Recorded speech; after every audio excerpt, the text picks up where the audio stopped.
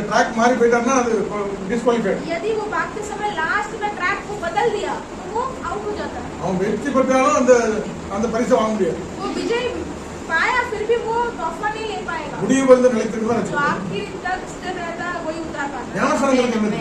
बपतिस्मा क्या है? சிலர் இயேசு விசுவாசத்தில் ஞானஸ்நானம் பெற்றார்கள். कोई लोग यीशु को विश्वास करके बपतिस्मा लेते हैं. சிலர் உபதேசத்தை கேட்டு ஞானஸ்நானம் பெற்றார்கள். प्रभु के उपदेश सुनकर बपतिस्मा लेते हैं. சிலர் அந்த நீதியை நிறைவேற்றினார்கள். कोई भी कई लोग वो नीति जो धार्मिकता को पूर्ण करने के लिए लेते हैं. हालेलुया.